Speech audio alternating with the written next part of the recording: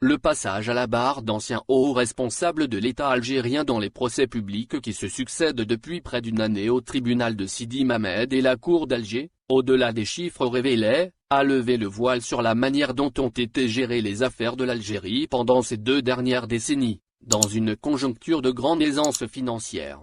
Si le pays n'a pas suffisamment mis à profit l'argent du pétrole qui a coulé à flot, l'opinion publique comprend maintenant mieux pourquoi. Depuis début décembre 2019, date du premier procès du genre, jusqu'au dernier en date, ceux de Madame Maya, la prétendue fille cachée de Bouteflika, et de l'affaire Haddad, en appel, les chiffres ont défilé et ont laissé beaucoup incrédules. Les préjudices estimés pour le trésor public se sont à chaque fois élevés à des milliers de milliards de centimes. L'accointance du monde de l'argent avec celui de la politique s'est traduite par des avantages illégaux concédés à des entreprises et hommes d'affaires au détriment d'autres et au mépris de la loi, non sans contrepartie. Le meilleur exemple a été donné lors du premier procès, celui des usines de montage automobile auquel avait été greffé, non sans raison, l'affaire du financement occulte de la campagne électorale pour le 5e mandat avorté. Certains de ceux qui avaient obtenu les autorisations pour installer des unités de montage étaient précisément ceux qui se montreront les plus généreux dans le financement de l'entreprise de l'ancien président de briguer un autre mandat, après 20 ans à la tête de l'État et en dépit de sa maladie.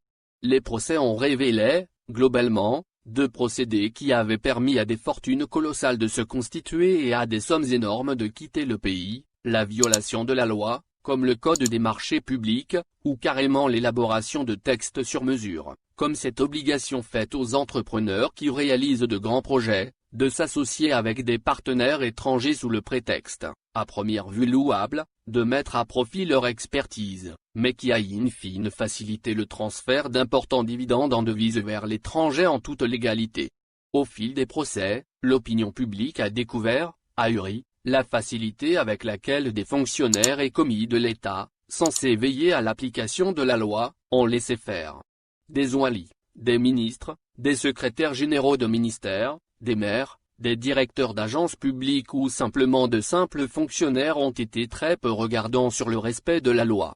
Un coup de fil du chef hiérarchique direct suffisait pour effacer des piles et des décennies de règlements et de procédures. Certaines affaires ont aussi montré que la cupidité n'a parfois pas de limite. Au procès de l'ancien directeur général de la Sûreté nationale, Abdelghani Hamel, et de sa famille, ceux qui attendent un toit décent depuis des décennies, et tous les Algériens avec eux, ont été indignés d'entendre que parmi la 60aine de biens immobiliers de la famille figuraient des logements sociaux. L'affaire de Madame Maya a, elle, dévoilé 2 facettes d'une partie du personnel politique qui a géré le pays pendant cette période, la stupidité et le gangstérisme. Des sommes colossales et des quantités de bijoux ont été découvertes cachées dans une villa de Moretti sur la côte ouest d'Alger, fruit de l'action d'un réseau d'escroquerie dirigé par la dame et dans lequel sont impliqués d'anciens hauts responsables.